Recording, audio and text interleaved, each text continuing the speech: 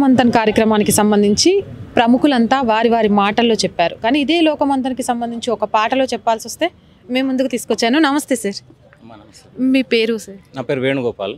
నేను సంస్కార్ భారతి ప్రాంత సహ ప్రధాన కార్యదర్శి. సార్, ఇప్పటిదాకా కూడా మాకు లోకమంతన్ ఈ 4 రోజులు ఎలా జరుగుతుంది, దీని ఉద్దేశం ఏంటి అనేది మాటల్లో చెప్పారు. ఇప్పుడు మీరు పాటల్లో చెప్తే వినాలనుంది. సరే అమ్మా. జాతి గౌరవం పెంచండి, స్వాభిమానము పంచండి, సమగ్ర భారత నిర్మాణానికి సమిధలై ఇకరారండి.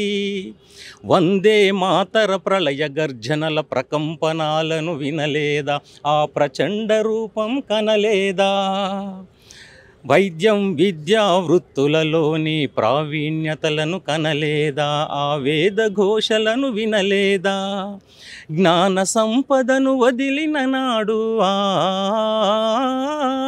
ఘన చరిత్రనే తెలియని నాడు. జ్ఞాన సంపదను వదిలిన నాడు ఘన చరిత్రనే తెలియని నాడు.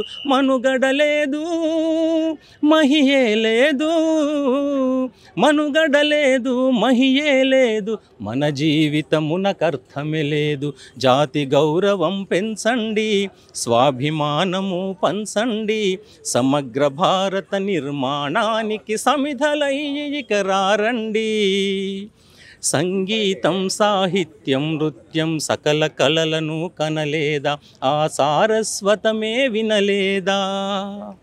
అరివీరుల దును మాడిన కత్తుల తలతల మెరుపులు కనలేదా, రణరంగపు ఎత్తులు వినలేదా? మాతృభావన మాసిన నాడు ఘన చరిత్రనే తెలియని నాడు. మనుగడలేదు మహియే లేదు, మన జీవితమునకర్థమే లేదు. జాతి గౌరవం పెంచండి, స్వాభిమానము పంచండి, సమగ్ర భారత నిర్మాణానికి సమిధలై ఇకరారండి. ధన్యవాదాలు.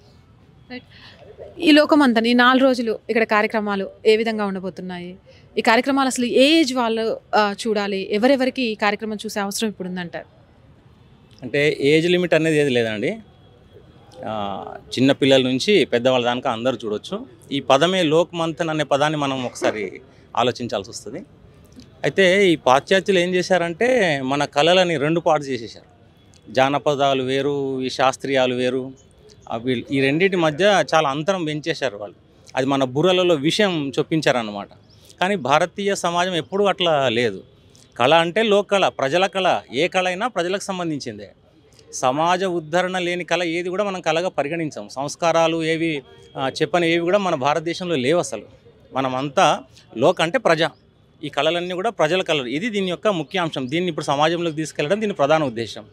కనుక దేశం మొత్తం నుండి కూడా అన్ని రాష్ట్రాల నుంచి శాస్త్రీయ నృత్యాలు, తర్వాత లోక కళ అన్నీ ఇక్కడ ప్రదర్శింపబడుతున్నాయి. సుమారుగా 150కి పైగా కళలు ఇక్కడ ప్రదర్శించబడుతున్నాయి. అన్ని రాష్ట్రాల నుంచి ఇంచుమించుగా పాల్గొంటున్నారు ఇక్కడ. ఇది 4 రోజుల ఉత్సవం. లోపల కూడా మనకు సుమారుగా 5 వేదికలు ఉన్నాయండి. 5 వేదికలో 11 గంటల నుంచి రాత్రి 9 గంటల దాకా వరుసగా కార్యక్రమాలు నడుస్తుంటాయి. కనుక అందరినీ కూడా సాధారణంగా ఈ లోకమంతన్కు ఆహ్వానిస్తున్నాం. దీనికి వయసుతో ఏం పని లేదు, అందరూ చూడవచ్చు. ఈ ప్రపంచంలోనే అతిపెద్ద కళా సంరంభం అని చెప్పవచ్చు దీన్ని. దయచేసి అందరం పాల్గొందాం, దీన్ని విజయవంతం చేద్దాం. ఒకవైపు నుంచి కులాలుగా, లేకపోతే ఈశాన్య భారత్ అని, ఇంకో భారత్ అని, ఇలా భారతదేశాన్ని ఏ విధంగా విభజించాలి అని చూస్తుంటే మీరు మన భాగ్యనగరం వేదికగా ఈరోజు లోకమంతా ఒకటే అనే కార్యక్రమం నిర్వహిస్తున్నారు. ఇది ఎంతవరకు సక్సెస్ అవుతుంది, ఎంతవరకు రీచ్ అవుతుంది అనుకుంటున్నారు? దీని ఉద్దేశం ఏంటి? మీరు హిందీ మంతన్ని తెలుగు మంతా కలిపేసి లోకమంతా ఒకటే అని చెప్తున్నారు. కొత్త ఆలోచన బాగుంది. ఇది ఒకటి అనేక రూపాల్లో వ్యక్తమవుతుంది. భగవంతుడు మొదట ఒకడే, ఏకమేవ. అటువంటి వాడు కాస్త ఆయన ఏదో అనుకున్నాడు, నేను అనేకం కావాలని అనుకున్నాడు. దాంట్లోంచి సృష్టి వచ్చింది.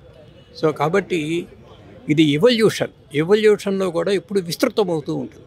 అనేక రూపాలు ఉన్నాయి అనేది అభివృద్ధికి సూచనే, కానీ అవేవి విఘటనకి లేకపోతే విభజనకి దారితీసేవి కాకూడదు. అదృష్టమో దురదృష్టమో మనకు స్వాతంత్రం వచ్చినప్పటి నుంచి కూడా యూనిటీ ఇన్ డైవర్సిటీ అని చెప్తున్నారు. అంటే ఏమిటి, వైవిధ్యం ఉంది కానీ దాంట్లో అంతర్గతంగా ఉన్న యూనిటీని వెతికి పట్టుకోవాలి అని చెప్తున్నారు. కానీ అసలు ఉన్నదే యూనిటీ. ఈ యూనిటీ వైవిధ్యంలో మనకు దర్శనం ఇస్తోంది అనేటువంటిది కనుక వివరిస్తే అసలు వివాదాలకి లేకపోతే అపార్థాలకి అవకాశమే ఉండదు. ఆ వైవిధ్యంలో ఉన్నటువంటి అందం, ఆ వైవిధ్యంలో ఉన్నటువంటి సొగసు, ఆ వైవిధ్యం వల్ల ఉండేటువంటి ప్రయోజనం, దీన్ని అర్థం చేసుకున్నప్పుడు దాన్ని మనం ఏమాత్రం కూడా నిరసించాల్సిన అవసరం ఉండదు. భారతదేశం స్వాతంత్రమైన తర్వాత కొంతకాలం పాశ్చాత్య అనుకరణ ఆధోరణిలో, అంటే మనదంతా పనికిరాదు, ఎక్కడో ఉన్నదాన్ని ఏదో వెతికి పట్టుకోవాలని పరుగులు తీయటం, ఇది ప్రయోజనకరం కాదు అనేది కూడా అర్థమైపోయిన తర్వాత ఇప్పుడు మళ్ళీ అసలు ప్రకృతిలోకి, దైవత్వం వైపుకి, దైవత్వమే మానవత్వం, మానవత్వమే దైవత్వం. అంటే ఆ దైవత్వపు ఛాయ లేకపోతే మనిషి మానవుడు కాలేడు, పశువుగా మిగిలిపోతాడు. కాబట్టి ఈ మానవత్వంలో ఉన్నటువంటి దీన్ని కలుపుకునేటువంటి ప్రయత్నం చేస్తున్నప్పుడు నగరవాసి, గ్రామవాసి, వనవాసి, ఇంకేదో అరణ్యవాసి, ఇంకా గుహల్లో ఉన్నవాళ్ళు అని ఇన్ని భేదాలు ఉండాల్సిన అవసరం లేదు. కలుపుకునే ప్రయత్నం జరగాలి. ప్రభుత్వమే చేస్తుందా, ప్రభుత్వేతర సంస్థలు చేస్తాయా, వాళ్ళ అదృష్టాన్ని బట్టి ఉంటుంది. ఎవరు మొదలు పెడితేనేమి, మన వాళ్ళు మొదలుపెట్టారు 4 సంవత్సరాలుగా, ఇది 4వది.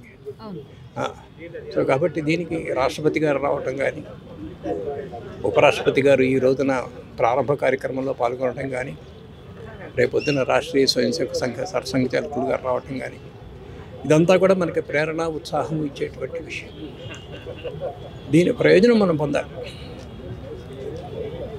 మీరు చెప్పండి, 4 రోజుల పాటు వివిధ దేశాల నుంచి కళాకారులు, అలాగే మన దేశంలో వివిధ కళలు, ఇవన్నీ ఒక వేదిక దగ్గర ఏర్పాటు చేసినప్పుడు ఈ రోజుల్లో అంటే ఫాస్ట్ కల్చర్ ఎక్కువైపోయిన టైంలో దీన్ని ఎంతవరకు ఆదరిస్తారు, ఎంతవరకు రీచ్ అవుతుంది అనుకుంటున్నారు? మీరే అన్నారు కదా, ఫాస్ట్ కల్చర్ అవుతున్న రోజులలో మాట్లాడకుండా ఉండడం, అలవింగ్ ద ఫాస్ట్ కల్చర్ని అట్లాగే కంటిన్యూ చేయడమా, దాన్ని కాస్త అడ్డుకట్టలు వేయడం, అసలు మనం అంటే ఏమిటని చూపించడం. ఇందులో పాశ్చాత్య నాగరికతకు సంబంధించిన విమర్శ లేదు. మన నాగరికత ఏమిటో చూపిస్తున్నాం ప్రజలకి. It's like a menu. ఇవి వైద్యత చూపించిన తర్వాత డెఫినెట్గా they get attracted, they understand that. ఇది చూపించబడలే ఇంతవరకు.